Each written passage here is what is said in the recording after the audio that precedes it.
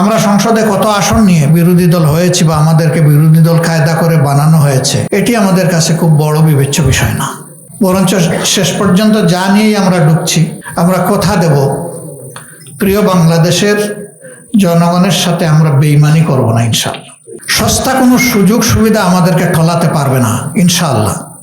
জনগণের সুবিধা অধিকার নিশ্চিত করাই হবে আমাদের অঙ্গীকার। সংসদের ভিতরে জনগণের অধিকারের পক্ষে কথা বলবো, যদি সেই দাবি মেনে নেওয়া হয় সাধুবাদ জানাবো। জনগণের অধিকার বাস্তবায়নে সরকার কোনো উদ্যোগ নিলে শুধু সমর্থন নয়, সহযোগিতা করব।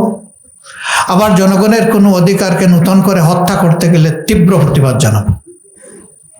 প্রতিবাদে কাজ হলে আলহামদুলিল্লাহ, না হলে প্রতিরোধ। আমরা থামবো না ইনশাআল্লাহ। আমাদের লড়াই চলবে। এই লড়াই হোক জনতার বিজয়ের লড়াই। নির্বাচনের আগে আমরা বড় গলায় বলেছি, আমরা কোনো দলের বিজয় চাই না। আমার দলের নাম ধরেই বলেছিলাম যে এই দলের বিজয় চাই না, আমরা চাই 18 কোটি মানুষের বিজয়। ওই বিজয় অর্জিত হয়নি, ভোটের অধিকার লঙ্ঘিত হয়েছে। সব কিছু এখন স্পষ্ট দিবালোকে এসে গেছে, আর সাক্ষীও পাওয়া যাচ্ছে। বিচার এখন জনতার আদালতে, এবং সেই বিচারের রায় জনতার পক্ষেই আসবে ইনশাআল্লাহ। আমরা যারা একসাথে সকলেই মজলুম ছিলাম, আজকে তাদের কাউকে দেখি তার সম্পূর্ণ ভিন্ন ভূমিকায় কাজ করতে। শিক্ষা কি আদৌ হবে না? তাহলে কি ইতিহাসের সেই সবকটাই বাস্তবায়ন হতে যাচ্ছে যে ইতিহাস থেকে কেউ শিক্ষা নেয় না? কিন্তু ইতিহাস কাউকে ছেড়ে কথা বলে না। History repeats itself. ইতিহাস বারবার কিন্তু ফিরে আসে, ঘুরে আসে। আমরা একটা স্থায়ী সমাধান চাই। এই স্থায়ী সমাধানের লক্ষ্যে এই ফ্যাসিবাদ, দুর্নীতিবাদ এবং চাঁদাবাজদের বিরুদ্ধে আমাদের লড়াই অব্যাহত থাকবে ইনশাআল্লাহ। এবং বিশেষ করে টানা 54 বছর যন্ত্রণা সহ্য করার পর, বা 53 বছর যন্ত্রণা সহ্য করার পর আমাদের যুব সমাজের নেতৃত্বে যে পরিবর্তন এসেছে, সেই যুব সমাজকে আমরা বুকে চিরতরে ধারণ করে রাখবো ইনশাআল্লাহ। তাদের আকাঙ্ক্ষাকে সম্মান করা, আকাঙ্ক্ষা বাস্তবায়নে কাজ করে যাওয়াই হবে আমাদের প্রধানতম কর্তব্য। তাদের আকাঙ্ক্ষা ভেরি সিম্পল, একটাই ছিল সেদিন বিজয়ী স্লোগান, উই ওয়ান্ট জাস্টিস। আমরা সকল ক্ষেত্রে সুবিচার চাই, আমরা কোথাও কোনো বৈষম্য চাই না। স্বজনপ্রীতি, দলপ্রীতি, গোষ্ঠীপ্রীতি, ব্যক্তিপ্রীতি, আত্মপ্রীতি, এই যুব সমাজ এটা দেখতে চায় না। আমরা যুব সমাজকে কথা দিয়েছি, তোমরা যা চাও আমাদের চাওয়াও তাই, তোমরা যা অপছন্দ করো আমরা তাই অপছন্দ করি। সুতরাং লড়ে যাব একসাথে ইনশাআল্লাহ। আর যুবকরা যে সমাজে সিদ্ধান্ত নেয়, এই সমাজ পরিবর্তন হতে বাধ্য হয়। এমনকি নবী করিম সাল্লাল্লাহু আলাইহি সাল্লামেরও আন্দোলন কিন্তু যুব সমাজের ঘাড়ে বর করেই সফল হয়েছিল। আজকে সেই মক্কা বিজয়ের দিবস। 19 অথবা 20 তারিখ মক্কা বিজয় হয়েছিল, আজকে 19 রমজান। সৌদি আরবে আজকে 20 রমজান চলছে। এই দিনটিতেই অসত্যের মৃত্যু হয়েছিল এবং সত্যের বিজয় হয়েছিল। জাল হক ও জাহাকাল বাতিল ইন্নাল বাতিলা কানা যাহুকা। হুদাইবিয়ার সন্ধির সময় আয়াত নাজিল হয়েছিল, ইন্না ফাতাহনা লাকা ফাতহাম মুবিন। নিশ্চয়ই আল্লাহ আপনাকে সুস্পষ্ট বিজয় দান করেছে। মুমিনরা বুঝতেই পারছিলেন না যে এই বিজয়টা কিভাবে। সন্ধিটা কার্যত দৃশ্যমান ছিল অপমানজনক মুসলমানদের জন্য। একতরফা ফেভারিজম ছিল মক্কাবাসী কুরাইশদের জন্য। এই সন্ধির পরে সাহাবীদের কেউ কেউ আবেগে, কষ্টে, যন্ত্রণায় মাটিতে পড়ে কেঁদে কেঁদে গোড়াগড়িও দিয়েছে। এটা মেনে নিতে পারছিলেন না। তারা বুঝতে পারেননি বিজয়ের সুসংবাদটা কিভাবে আসলো। কিন্তু না, 2 বছর অপেক্ষা করতে হয়নি। ওই মক্কার সাথে আর সন্ধি চুক্তিরও দরকার হয়নি। গোটা মক্কা আবাদ হওয়ার মাধ্যমে জাজিরাতুল আরব আবাদ হয়ে গিয়েছিল। বাংলাদেশও আবাদ হবে ইনশাআল্লাহ। ভালো মানুষের জন্য হবে, ভালো মানুষ গড়ার জন্য হবে। আজকে বিদগ্ধ রাজনীতিবিদ জীবনের একটা গুরুত্বপূর্ণ অধ্যায়ে তিনি চলে এসেছেন। কষ্ট নিয়ে বললেন যে আমরা কবে মানুষ হব। জীবনে খুব বেশি সিনেমা দেখার সুযোগ আমার হয়নি। স্বাধীনতার পর একটা সিনেমা দেখেছিলাম, আউট অফ কিউরিওসিটি, আবার তোরা মানুষ হও। এটি একটি সামাজিক শিক্ষামূলক ছবি ছিল।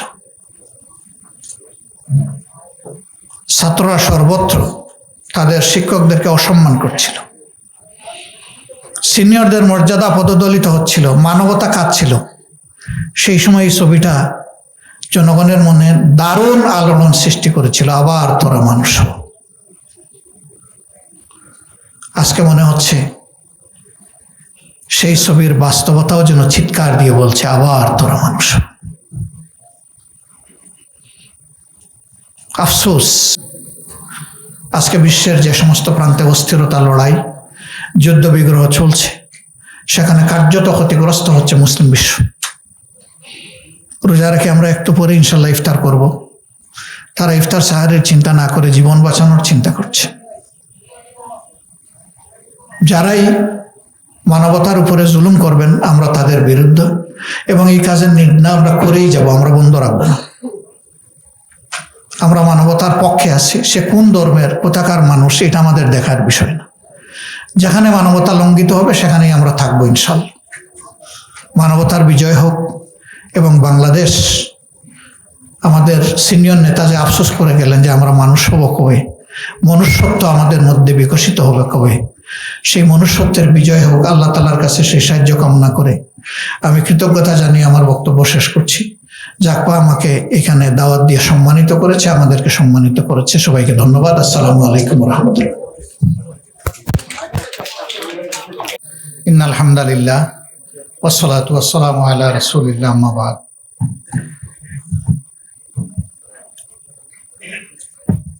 ঐতিহ্যবাহী সংগঠন, আন্দোলন সংগ্রামের কণ্ঠস্বর, মরহুম শফিউল আলম প্রধানের হাতে গড়া জাকপার উদ্যোগে আয়োজিত আজকের বরকতময় ইফতার মাহফিলে সম্মানিত সভাপতি, উপস্থিত বন্ধু সংগঠন সমূহের শীর্ষ নেতৃবৃন্দ, জাকপার বিভিন্ন স্তরের নেতৃবৃন্দ, সুধীমণ্ডলী, সাংবাদিক বন্ধুগণ, মাসটা বড়ই বরকতময় এবং পবিত্র। 3 ধাপে আল্লাহ তাআলার পক্ষ থেকে সুসংবাদ। প্রথম 10 দিন রহমতের চলে গেছে আমাদের জীবন থেকে। সেই রহমতের জন্য আল্লাহর দরবারে যারা নির্বাচিত হয়েছেন, আল্লাহ যেন তাদের মধ্যে আমাদেরকেও শামিল রাখেন। এখন দ্বিতীয় 10 দিনের শেষ প্রান্তে, আগামীকাল এটাও শেষ। এই সময়টা হচ্ছে আল্লাহ তাআলার পক্ষ থেকে বান্দাদের গুনাহ খাতা ক্ষমা করে দেওয়ার মাগফিরাতের 10 দিন। এই 10 দিনে আল্লাহ যাদেরকে ক্ষমা করবেন সেই তালিকায় যেন আল্লাহ মেহেরবানি করে আমাদেরকে রাখেন। তৃতীয় 10 দিন অথবা 9 দিন, এটি হচ্ছে জাহান্নামের আগুন থেকে মুক্তি দেওয়ার, ইতমুম মিনান নার। আল্লাহ যেন ওই তালিকায় মেহেরবানি করে আমাদেরকে রাখেন। আমি আজকে গভীর শ্রদ্ধার সাথে আমার সম্মানিত ভাই জনাব শফিউল আলম প্রধান এবং তার সহধর্মিনীর কথা স্মরণ করছি এবং তাদের আত্মার রুহের মাগফিরাত কামনা করছি।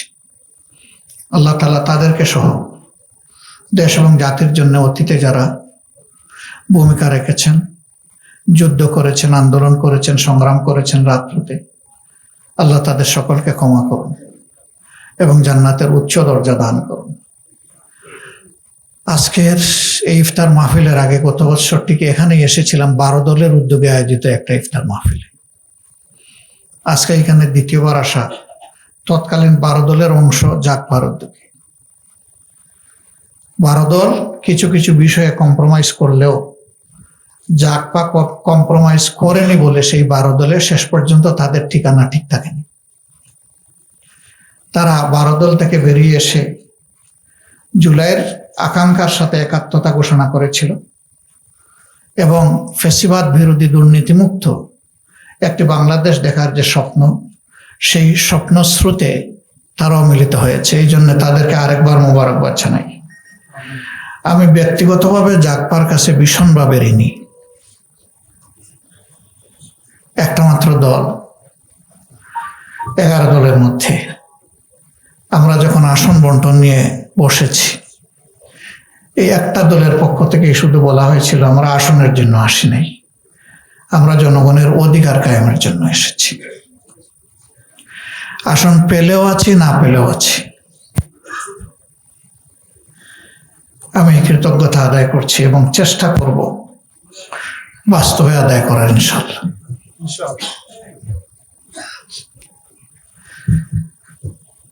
আল্লাহ তাআলা বলেন, যারা মানুষের ভালো কাজের কৃতজ্ঞতা আদায় করে আল্লাহ তাদের সহযোগিতা আরো বাড়িয়ে দেন। আমরা আশা করি যে আল্লাহ তাআলার পক্ষ থেকে সেই সহযোগিতা আমরা পাবো ইনশাআল্লাহ, এবং পাওয়ার মতো কাজটিও যাতে করতে পারি আল্লাহ যেন তৌফিক দান করেন।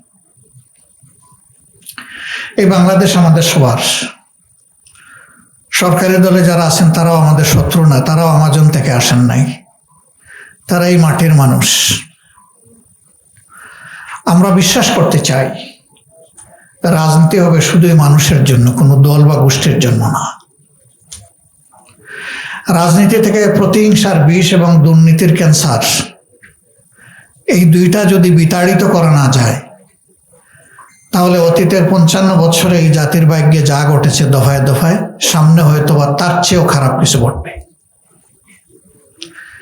এ দুইটার বিরুদ্ধে আমাদের অবস্থান স্পষ্ট, আপোষহীন। এখানে কোনো টলারেন্স নাই, কোনো আপোষ নাই।